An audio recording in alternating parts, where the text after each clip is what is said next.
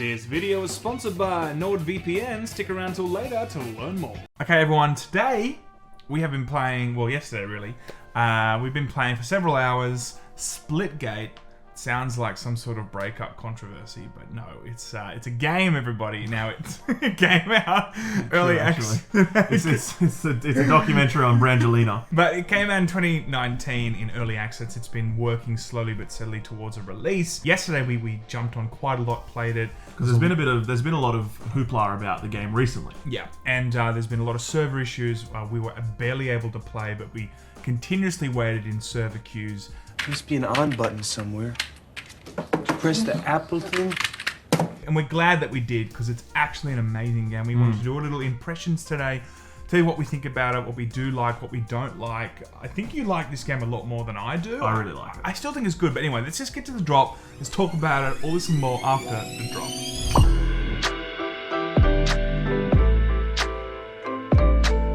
So I want to give us a little bit of context. So what is this game? Where does it come from? Who are these people? And where do they make it in some sort of dorm room? So this is, nice. So this is the first game from 1047 Games. Yep. So it's the creation of these two blokes from Stanford. Their names are Ian and something else.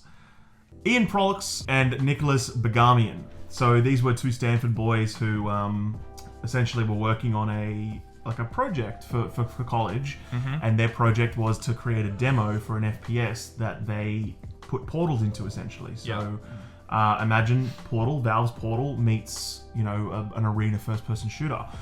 Anyway, they were really happy with the demo, and they said, we got a game here, let's make it. And eventually they've grown to a team of 25 individuals. I'm surprised that this game hasn't been made sooner. Like, legit. It's honestly. Such a basic concept that, of course, we've seen before in Portal, with a lot of Halo influences in this, especially Halo 2 and Halo 3. I can't be bothered looking it up, but I'm pretty sure Portal came out in 2007.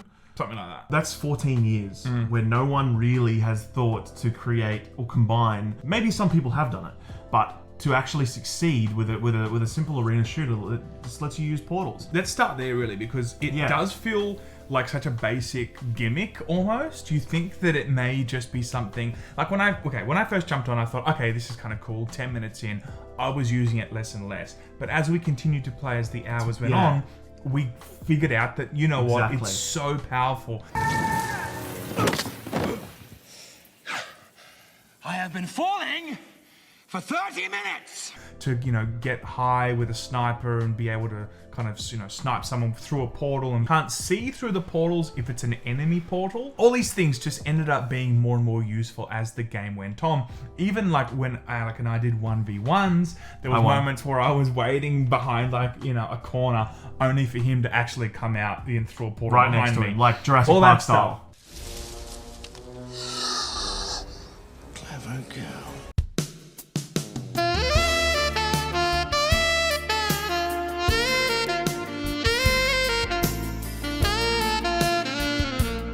Yeah, exactly. But yeah, I had the similar kind of relationship with the portals where you first boot it up, the entire premise of the game is, these portals are really cool. And so you're using them and you're like, these are cool.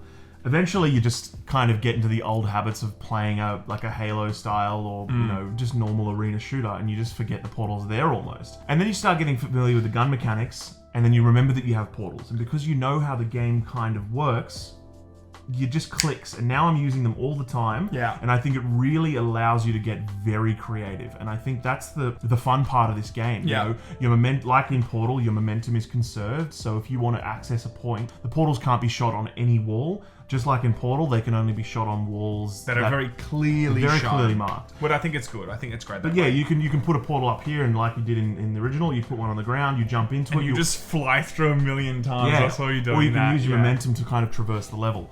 But I mean, that's essentially like IGN were quoted as saying it's Halo meets Portal. Yeah. And the developers really leaned into this. Like when you Google Splitgate 1047 Games, the website says Halo meets Portal. Like they're really leaning into it because why not? Like it's so clearly an inspiration. Yeah. And I think they've done this really well. I think this is great. I think we should really jump into, first and foremost, weapons, modes, feel of the game, all that kind of stuff. With the actual weapons themselves, they feel good. They feel really spot on, actually, in terms of this is a team of 25 people, and they've brought this to a level where it feels like a AAA weapon experience.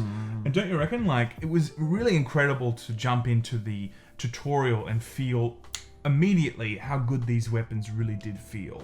Yeah, so I think, look, like, when you play this game, you know that they have been... We keep saying Halo. But there is no doubt that Halo was they basically almost had blinders on, and they're like, we want it to look and feel like Halo, to the point where the armor looks like, you know, the Spartans. You know, the teams are that classic red versus blue. You feel kind of nice and floaty in a way that's nice and reminiscent of Halo, you know. You've also got the jetpack, a bit like Halo Reach. Yep. So you can traverse, you know, around a bit easier. But yeah, on the point of the weapons, like the burst fire weapon is called the battle rifle. Like, they're making no secrets here. There's a charge rifle that's similar to the charge beam, the charge rifle in Halo. And there's also the plasma beam. Yeah, there's a plasma rifle beam that breaks down shields easier. Yeah. It's definitely got some inspirations, but it definitely feels like an old school. It's really kind of paying homage to the 2003, 2004 multiplayer deathmatch kind of feel. It does have other modes too. It has like Oddball. The best one of all, by far. Yeah, they're really not taking themselves too seriously. Was called Teabag Confirmed. So for those who don't know, in Call of Duty, there's a mode called Kill Confirmed, where you kill someone, of course, but then they drop a set of dog tags that kind of floats above their body. You need to walk over those dog tags to get more points. Yeah. The way that you do it in Splitgate is you kill them, and there's a dog tag above them, but you can only claim the dog tags double crouch by teabagging. Yeah, and because we'll get to the server issues later, but we had to all the time, apart from playing with each other, play with bots, and to see the bots having to teabag it's unbelievable. Dog tags. You've got like 3 bots so just running good. this and just Yeah. But look, in terms of the modes, also there was other things like you would expect. Capture the flag, King of the Hill, stuff like that. King of the Hill for me was the standout. King of the Hill was great. We played that a lot. Yeah, I thought that was really fantastic. And look, so in terms of what you're expecting, don't expect this just to be a deathmatch kind of, you know, best to 60 kills. There are other things that you can do. And you're right, they're not taking themselves too seriously. One thing that they really need to work on, and they are working on, is the server issues. That really did minimize our experience, I think. Well, it's important to remember this game's not out yet. No, I know that. It's very important to remember that. This is the beta. So they're stress testing the servers. I want to bring that up because I think it's important that people might want to be jumping on today, and you can't right now. I mean... You'll have to queue. Well, not even. I mean, about an hour ago I checked. They did take them down. They've taken it down at the time of this video, until they fix multiplayer, because when we jumped on because matchmaking was completely taken away. You could only do custom games because the server is just so overloaded, and that's okay because look, it's a small team. We're trying to figure these things out, but again, I want to bring this up because servers are an issue right now. So what the game was actually supposed to release like today, or yesterday on the 27th of July, due to the huge amount of excitement around it. There were so many players that their servers were getting absolutely tanked. So, like, a matter of days ago, they actually secured $10 million in additional funding to make their server infrastructure more robust. So they've delayed the game's official release from July 27th to sometime in August. But yeah, they're essentially, they've seen how much excitement there is about this game, even in the beta, and they're like, we need to beef this up because they expect to be quite busy. I expect them to be quite busy. This game's free to play. Cosmetics, and we should also talk about that quickly. Oh, well, I mean, I delved into that because I think, look, if it's a free-to-play game, they deserve to make money. I've said that from the beginning. Microtransactions aren't inherently evil if they're done properly. I think that from what I could see, it was roughly going to be, if it was in Australian pricing, about $18 per skin. That is on the pricier side, but of course, as you guys know, from Valorant to Battle Royales in general, skins can vary from $9 US to $24 US to like $120 or something for some Valorant skins for certain guns. It all depends. And from what I've seen, it's kind of in the middle, a little bit in the pricier side. But again, it's a team of 25, small dev team, completely free. And I think that if they're trying to get this up and running, I can see why they might want to be charging those types. Yeah, it's also important to remember that that's Australian dollars. So I don't know, if you're converting it to US, it's probably like $12. Yeah, sure. But no, look, I really like my high level thoughts are that I actually really enjoyed playing this game. Me too. Me too. We played it on PS5. I played on PS5 because, well, my missus was working from home, and so the missus. I couldn't. the missus. I couldn't use the PC, so I played. Is that an Aussie thing? The missus? I don't know. I think it's pretty Australian. Is it? Okay, yeah. But one thing that we were talking about is when we were playing is this does not have a lot of longevity for us in the long run. We felt, you definitely felt that yesterday. I feel like on the surface, this feels really fun. It's really cool. It has a ghetto quality to it, especially in the main menu. You look at the textures, you're like, wow, this looks like there's a lot of work to be done still. Yeah, everything has this really weird, blurry kind of like a mobile game look, right? Yeah. But that doesn't matter, right? Graphics don't make the game fun, right? I think that after playing this for several hours, there was almost like a ceiling to what I didn't think I was going to be playing this in 3 weeks. Like Overwatch, for instance, or like Smash, or I don't know. Like, I know you can't make comparisons to Smash, for instance, but certain games you play, you're like, cool. I know that there's a lot of depth and there's something to this that's going to really hook me for the long term.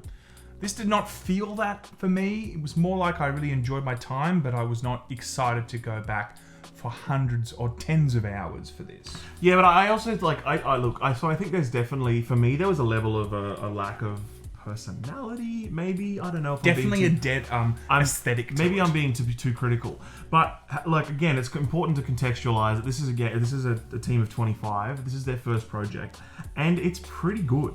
And I'm thinking, like, you know, if this is a success for them financially, and they can fill out their team even more, I can certainly see. So in terms of all the maps, it's just your standard Halo style maps.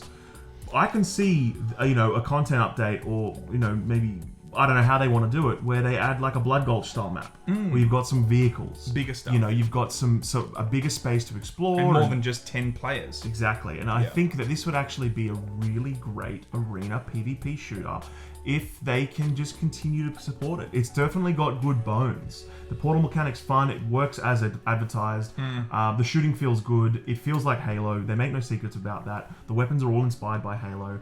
And I think they're onto a winner. And I'm really curious to see how this game continues to grow. Me too. I think you're right. I think it's exciting times. There's. I don't want to put this game down. I think at the basic level, it's still an achievement for such a small studio to be able to put something out with such fantastic mechanics. A basic idea that should have been here 14 years ago, and they finally brought it out, and I'm happy they did. I think this is going to be a success. We've seen from the server overload that so many people want to play this game. So I only want to, you know, I wish this game the best of luck. That's all I wanted to say. That, like, after a certain amount of hours, it started to wane on me a little bit, and I don't know if I'm going to be coming back for several hours more from this. So the beta's still available for download. I'd encourage you to. It's free. You may as well just give it a crack. The servers are down at time of recording, so, you know, keep onto their Twitter. I guess they'll give you updates. But give it a crack. It's actually a lot of fun. I was really pleasantly surprised, and we'll see how it goes. Laymen out. You know what I can't wait to do tonight is get home and watch Netflix Australia and watch Strictly Ballroom. Strictly Ballroom? That's the brand of my underpants. On top of that, if only there was some sort of product that allowed me to access the 10 times more content that you would usually find on Netflix in the US, because in Australia, it's so limited the amount of content you find on the Australian Netflix. Well, fortunately, Sam, there is a product. It's called NordVPN. Oh my god. And it lets you do all this and more. Let's check it out. NordVPN lets you enjoy all the content the world has to offer, plus NordVPN also hides your IP address to further protect you while you search the web and protects you from all the hackers in the world. So just like underwear, which protects your private parts, NordVPN protects your private data. Nice. It's easy to use. Connect with one click or enable auto connect for zero-click protection. 5,200 servers and counting in over 60 countries. So find a server near you. It's like an insurance ad. Amazing speed is confirmed by the speed test. NordVPN is the fastest VPN out there. It also allows 6 devices on every major platform: Windows, Android, iOS, macOS, and Linux. Even your Android TV supports NordVPN. And if you live in a country where games get banned every 5 minutes like Australia, this will allow you to download games from other regions so you can play what you want to play. Thank you very much for sponsoring the video today, NordVPN. We do appreciate it, guys. Check out the link in the description and also the top comment. It does help the layman. There is a special code there for you guys to check out. Thank you so much. We will see you guys next time. Layman out!